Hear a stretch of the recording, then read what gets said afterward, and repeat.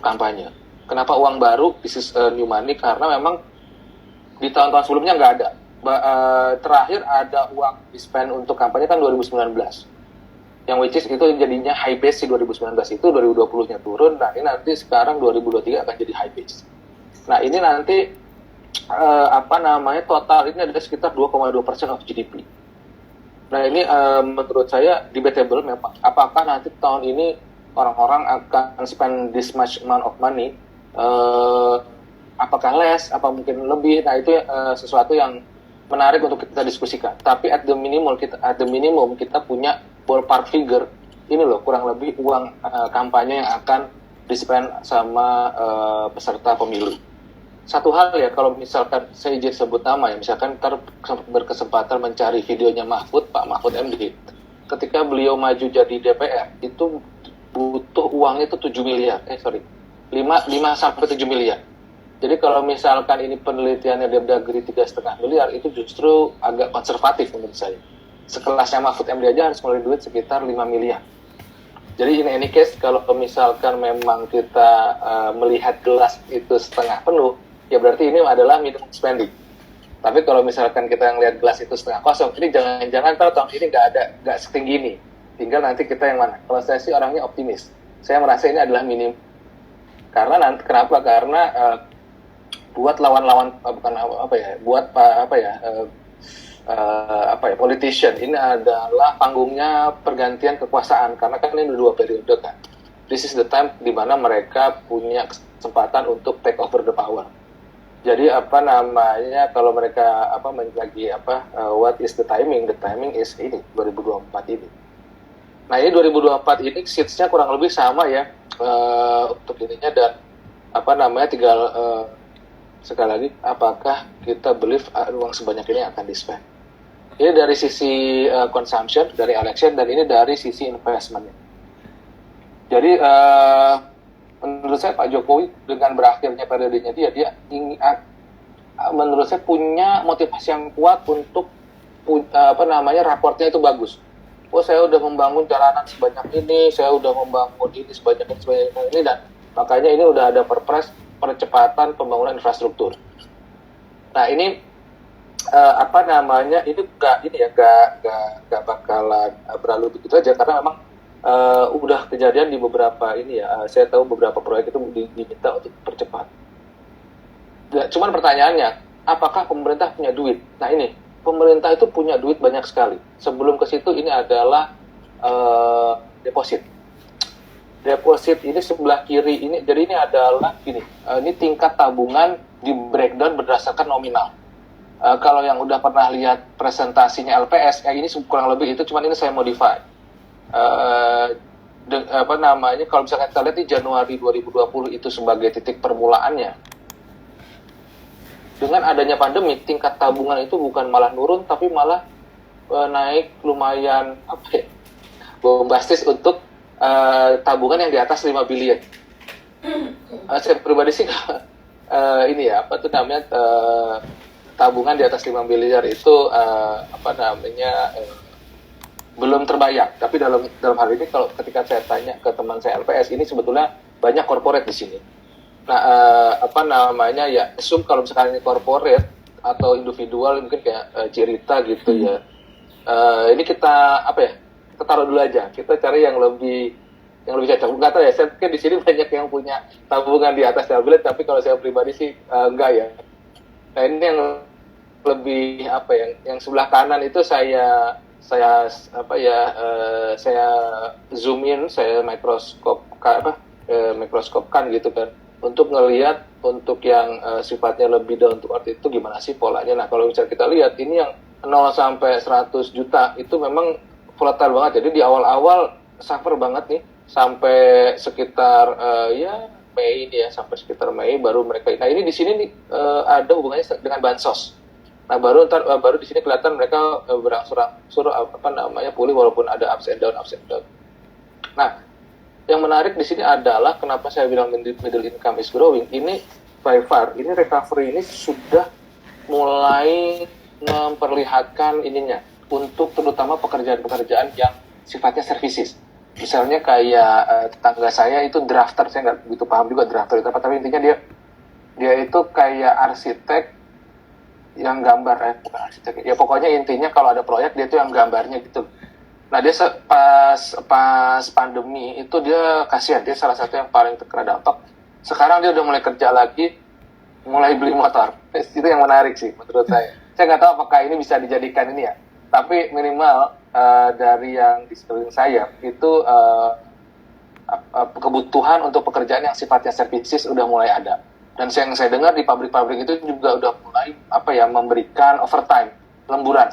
Nah, jadi itu salah satu source income untuk si middle income population. Dan kalau bisa kita lihat memang untuk yang tabungannya 0 sampai 500 miliar ini terjadi kenaikan ya. 500 juta.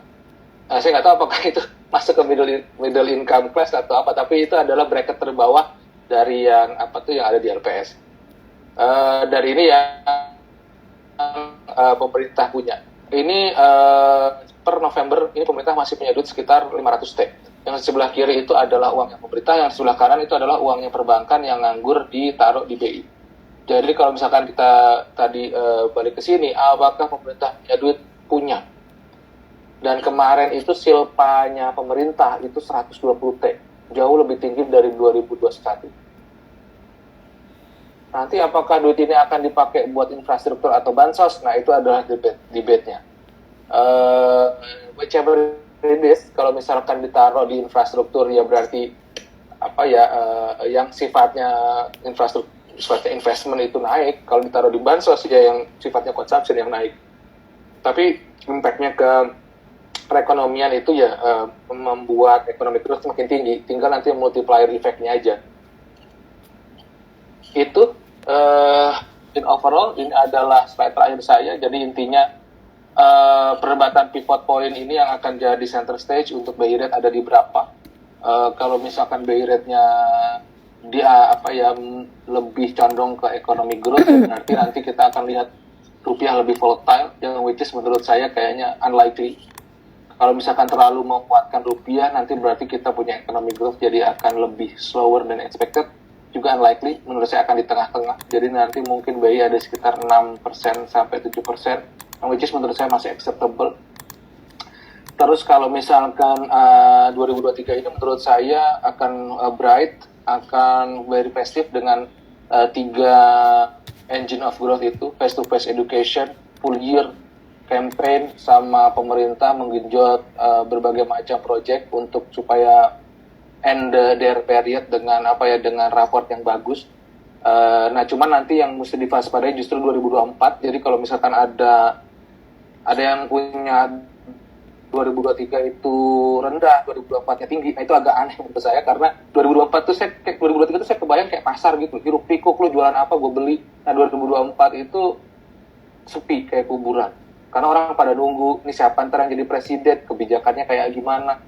Kurang lebih seperti itu. Nah, cuman mungkin memang di 2023 itu yang mesti diperhatikan itu yang punya sensitivitas ke tingkat suku bunga dan rupiah depreciation. Jadi kalau misalkan dollar earner supposed to be bagus, cuman kalau dia dolar earner tapi ternyata utangnya dalam dolar, ya berarti harus dipikirkan lebih lanjut. Terus kalau misalkan dia ternyata high debt, leverage-nya tinggi, berarti kan dia akan kena bunga yang lebih tinggi, berarti dia punya revenue bisa kena upper line-nya bisa kena bottom line-nya bisa kena. Terus kalau misalkan dia cost-nya dalam dolar, revenue-nya dalam rupiah, itu juga bisa jadi dia akan suffer untuk tahun ini. Cuman sekali lagi itu ininya ya, kalau misalkan ternyata dia akan terdampak dari pemilu, terutama dari kampanye. Kemarin kampanye itu ngeri, orang tuh bagi-bagi udah bukan cuman kaos, bukan cuman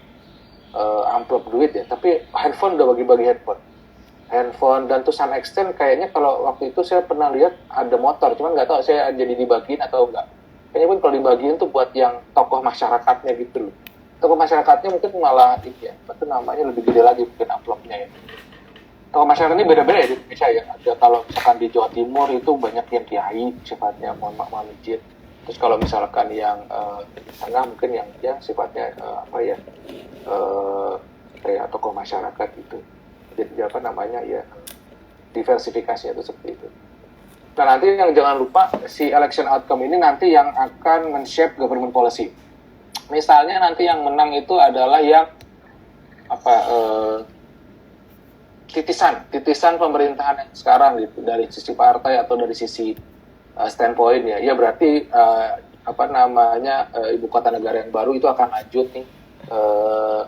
Cuman kalau misalkan ternyata yang menang yang completely new ya berarti ada kemungkinan besar ibu kota negara baru itu gak akan dilanjut dan seterusnya, dan itu yang menurut saya akan jadi menarik untuk kita sebagai investor untuk mencari celah ya, karena akhirnya at the end of the day siapapun presidennya atau siapapun hasil electionnya kita masih bisa mencari bahasanya cerita mencari cuan lovers fun. And probably that's all from me, Ci. Saya kembali lagi ke cerita, silakan kalau misalkan ada tanya jawab. Oke. Mudah-mudahan saya mohon maaf kalau misalkan ada yang tersinggung dengan bahasa yang kurang berkenan. Oke, thank you banget untuk Lutfi. Senang banget akhirnya ada yang bullish setelah berapa kali saya mencoba menghadirkan beberapa ekonom. Semuanya banyak yang masih pesimis. Ci Cuai mungkin ada yang mau ditanyain, Ci. Silakan, Ci. Enggak, gue cocok pokoknya. Tapi do you think pembagian duitnya itu mulai kapan? Timing is crucial here. Soalnya kalau electionnya kan Februari April. Februari ya. Berarti lo bagi duitnya nggak boleh terlalu jauh. Orang kan tend to be very forgetful. Bener. Jadi tuh yang kalau bagi duitnya itu nanti Januari, tapi itu makan-makannya terus kumpul-kumpulnya kan mulainya dari 2023 ya, aku rasa. Ya, bukan udah dari sekarang udah mulai itu yang keliling-keliling Aceh, keliling-keliling Sumatera itu kan nggak cuma datang doang terus lihat-lihat kan, pasti ada makan-makannya, ada macam-macamnya. Tapi itu nggak seberapa lah, yang masif kan pasti deket-deket election-nya. Jadi mungkin dari sebagian budget lu tuh justru di-spendnya bisa awal 2024 lu. Iya, tapi ya at the end of the day itu kan untuk yang sifatnya serangan fajar ya. Yang sifatnya kayak festifnya itu sih menurut gua dari 2023 tuh yang ngumpul-ngumpul gitu-gitu loh. Itu biasanya udah dari jauh hari. Tapi I think we need to know tuh serangan fajar tuh berapa gede size dari total. Ya,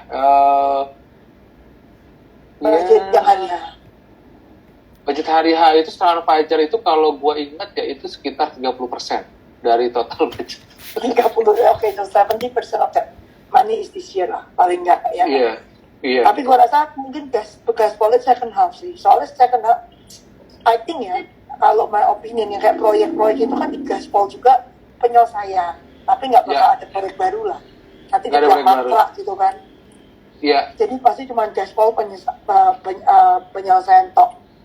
Government pasti punya sisa duitnya banyak. Terus itu ada yang tanya, kok government mau ngegas tapi isunya construction company nggak sukses?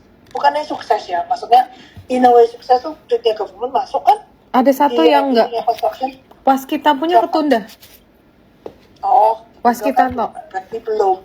Kalau mengharap habis isu naik ya mungkin nggak sahamnya. Belum. Tapi duit government kan pasti masuk ke dalam. Adik karya udah. Project mana yang emergency untuk diselesaikan tuh pasti setorin duit sih. Oh iya benar. Iya kan? Duitnya banyak Kamu duit banyak kok. Gue setuju sama Grupi. Terus poin berikutnya lagi itu adalah yang sekolahan ini improve. Impact-nya apa saja? Nah,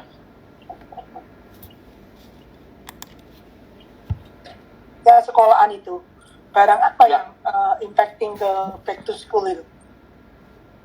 Yang gua sort ini ada 3 nih, Ci. Textbook, stationery, sama ready-made clothes. Gua rasa stationery enggak. Soalnya sekarang yang gua tahu ya. Kemarin kan sudah work from home udah 3 tahun tuh. Udah kadung pakai laptop. Jadi lo waktu ke sekolah juga pakai laptop. Wah itu anak gue sih enggak. anak gue kagak. Anak gue kemarin itu ya udah itu beli tip hack, apalah segala macam tuh Alah, apa sih itu Sanwawa itu loh, kalau kita zaman dulu tuh yang lucu-lucu.